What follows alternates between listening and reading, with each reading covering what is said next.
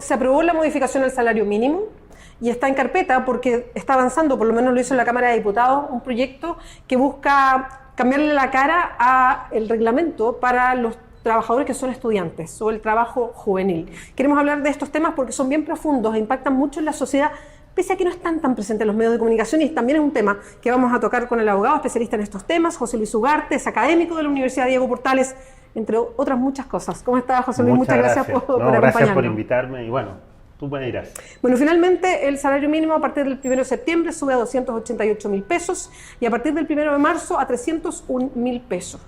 Una referencia, José Luis, ¿cuánta gente en Chile de la que trabaja o de la fuerza de trabajo gana el salario mínimo? Bueno, el cálculo relevante es que pueden ser más, yo creo que deben estar en torno al 10% más de la fuerza laboral. Lo relevante del dato, fíjate, es que hay varias cosas interesantes.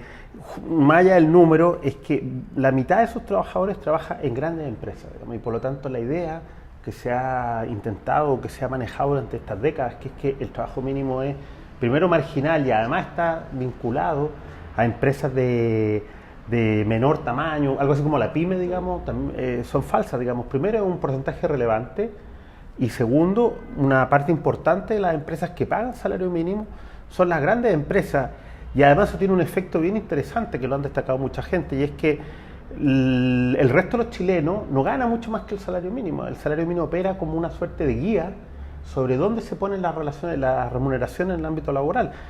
La mitad de los chilenos gana 350.000 pesos o menos, digamos. Por lo tanto, el salario mínimo tiene efecto en varias dimensiones y hay muchas ideas preconcebidas sobre cómo funciona que no son ciertas, digamos, que no están respaldadas por la realidad, digamos. Bueno, es bueno que lo menciones porque de repente el salario mínimo apareciera como que fuera solo una discusión de un puñadito de trabajadores y tiene que ver con muchas otras cuentas que se sacan a propósito de que es referencial, por eso como faro, ¿no? Que es referencial para otros sueldos. Pero hay un tema que es bien importante, que es que cuando se escucha la discusión del salario mínimo, no solamente las autoridades lo ponen sobre la mesa, específicamente los ministros de Hacienda en general, ¿no? Sino que también lo hacen los gremios de las grandes empresas, instalando la discusión como en una especie de protección al pequeño, al mediano, al micro, como diciendo, ahí se concentra el salario mínimo. Bueno, y la cuestión interesante es que yo creo que si uno mira cómo se negocia esto, lo que menos pesa es la opinión de la pyme, digamos. La pyme está representada, y en todas las discusiones, esto es bien interesante, en buena parte de las discusiones laborales está representada por el gran empresariado, digamos. O sea, al final del día, quien cautiva, quien hace el rol de tutelar sobre este tipo de discusiones es el gran empresariado, más que el empresariado pyme, digamos, que en esta materia sigue un poco de vagón de cola en las discusiones, digamos, no tiene una voz propia, digamos, que permitiera sostener, por ejemplo, que los que menos pagan salario mínimo son las pymes en términos porcentuales, digamos. Por ejemplo, esa representación, digamos, es más difícil encontrar un trabajador con mínimo en una pyme que en una gran empresa, digamos.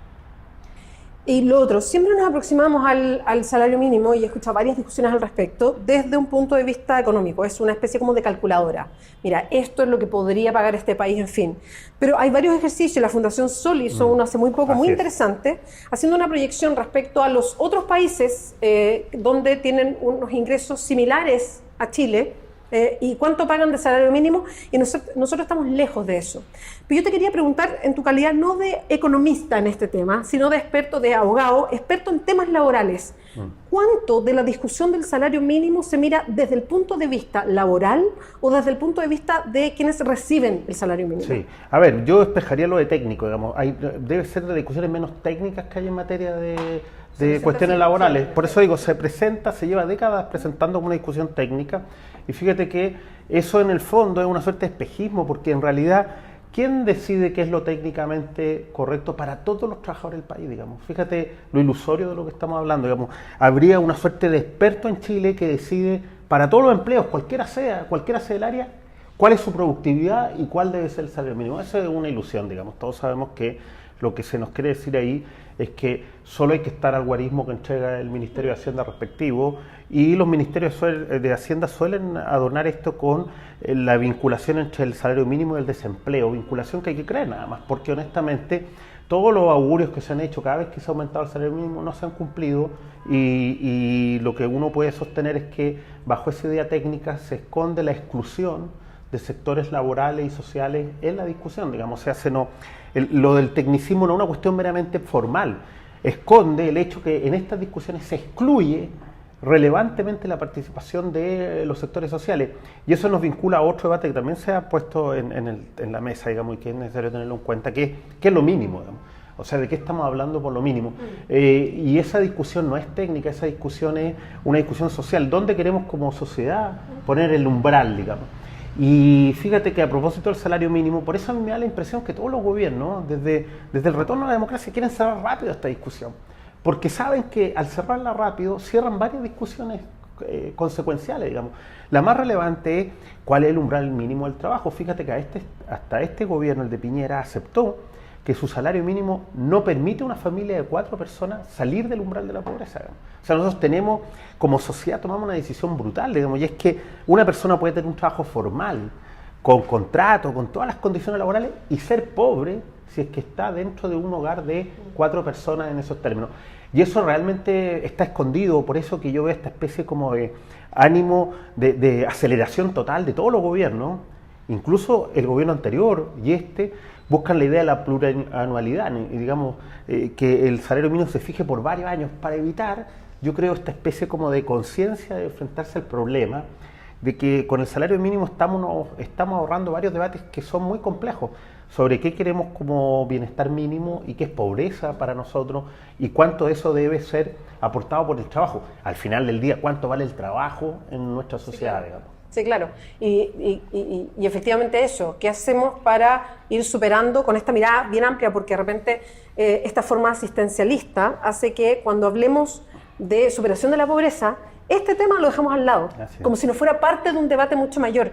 ¿Cómo se fija el salario mínimo a propósito de las diferencias en otros países? ¿Está esta conversación más social y no técnica? Sí, bueno, yo lo he dicho en otro lado, nosotros llevamos desde el retorno a la democracia un poco llenándonos la boca políticamente hablando en el diálogo social. Todos los gobiernos han hecho enormes esfuerzos por el diálogo social. El diálogo social supone la participación de los trabajadores, digamos, en las decisiones que los afectan. Y pongámonos de acuerdo, digamos, nadie puede decir que los trabajadores han participado desde el retorno a la democracia. Cualquiera sea el gobierno, cualquiera sea la coalición, los trabajadores en la práctica, su rol ha sido más bien simbólico, digamos, incluso hasta previsto, digamos, todos sabemos lo que va a pasar, van a protestar, no van a estar de acuerdo, pero al final como un libreto que ya funciona.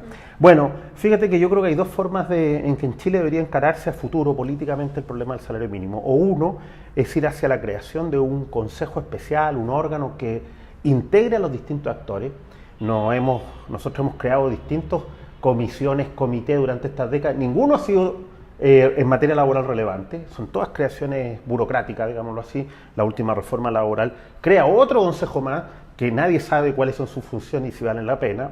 Podría haberse ocupado todo ese esfuerzo para crear un comité que integre las distintas perspectivas, no solo la productiva técnica, sino la perspectiva social sobre la pobreza y el ingreso y el trabajo. Esa es una posibilidad. Y la otra posibilidad, que yo creo que es la posibilidad, en mi opinión, más moderna, más propia de un país que quiere integrarlo a todos, que es la negociación colectiva. O sea, entregar esto a la posibilidad que se negocie, colectivamente hablando, condiciones salariales básicas, que además tiene una ventaja. A diferencia de nuestro salario mínimo, que es único y uniforme para todos los trabajadores, los salarios que se fijan mínimo, condiciones mínimas por negociación colectiva ramal, básicamente, se fijan dependiendo de los sectores, porque ese es otro problema. Aquí fijamos un salario mínimo como que todos los sectores fueran iguales.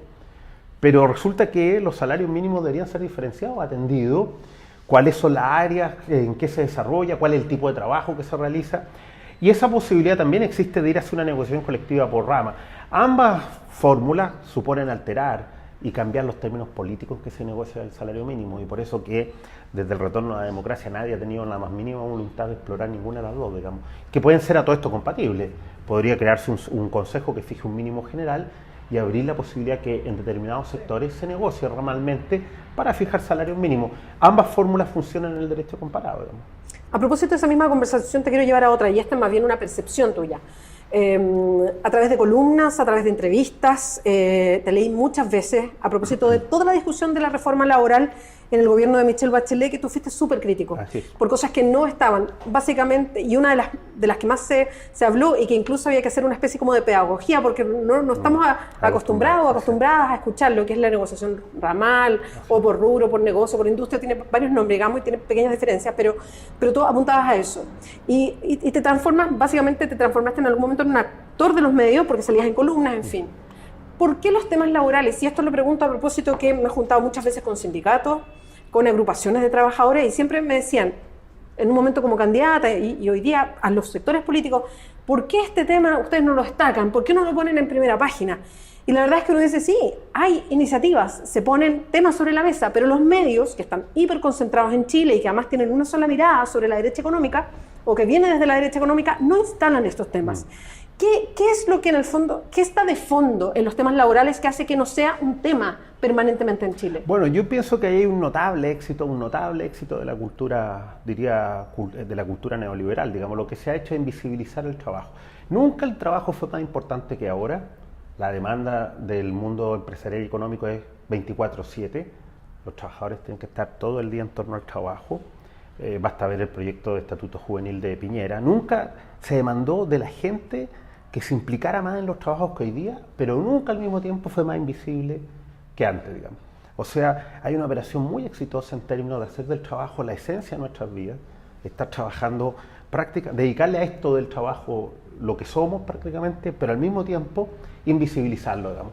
No es relevante, no es un espacio de discusión política, y ahí hay que aceptar. Yo creo que la reforma laboral de Bachelet fue un buen ejemplo de que la izquierda tradicional aceptó esos términos, digamos, y el trabajo pasó a ser un área invisibilizada porque las demandas, los cambios, las emancipaciones se iban a dar en otros espacios, no en el espacio del trabajo, digamos. Y hay que reconocer que eso en nuestro país ha tenido un efecto brutal, porque en el caso de la reforma, a la promesa que se hizo a los trabajadores de equiparar la cancha, esa fue la terminología, se terminó consolidando el plan laboral de la dictadura, y además con un dato que lo da la propia realidad, digamos. Se ha negociado menos colectivamente después de la reforma que antes, digamos. Y eso es un hecho que muestra esto, digamos, la derrota, por así decirlo, de ciertos sectores de izquierda, su abandono del trabajo, y eso se ha expresado en los procesos legislativos. Fíjate que lo del salario mínimo también es manifestación de eso.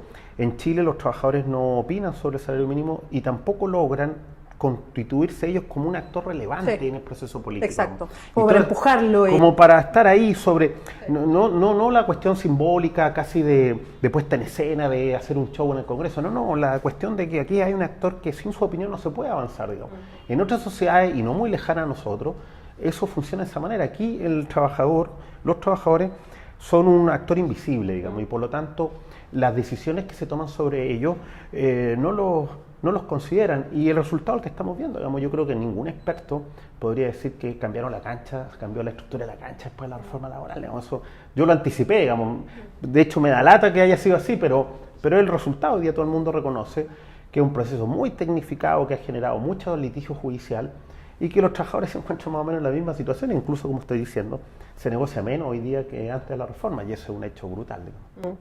Y lo último, porque ya se nos está yendo el tiempo, pero no quiero dejar de preguntarlo, porque es un tema que todavía no se zanja en el Congreso, a diferencia del salario mínimo, que es el Estatuto Laboral Juvenil.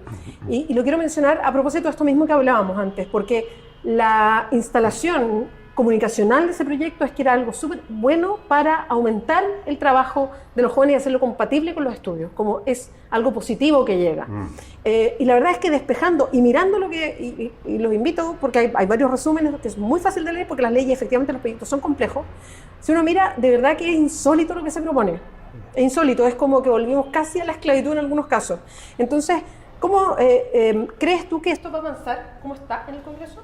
Sí, yo tengo, a ver, el proyecto de Estatuto Juvenil, digamos, es un proyecto que avanza sobre líneas que que están en las coordenadas que señalé. Fíjate que el trabajo no está presente, no es importante, pero sí queremos que los estudiantes estén 12 horas a disposición de los empleadores, en jornadas discontinuas, digamos. O sea, va a ser posible que un empleador le exija a su trabajador, estudiante, que esté 12 horas disponible en periodos de hasta un límite de horas por fracciones separadas, digamos. O sea, ¿qué vida? Esa es la pregunta que quiero hacer. ¿Qué vida, qué programa de vida, qué diseño vital se puede hacer si tú vas a tener que estar en periodos discontinuos a disposición de tu empleador por una franja de 12 horas diarias, digamos. Ninguno. La cuestión ahí es volver a legitimar legalmente que lo que se está buscando es la disposición total de los trabajadores, digamos, que el trabajador está a disposición, podríamos decir así en términos un poco filosóficos, la movilización total de los trabajadores en función del capital, digamos. Entonces la idea de horario, de tener que entrar una hora y salir a otra, se destruye por la vía del estatuto juvenil.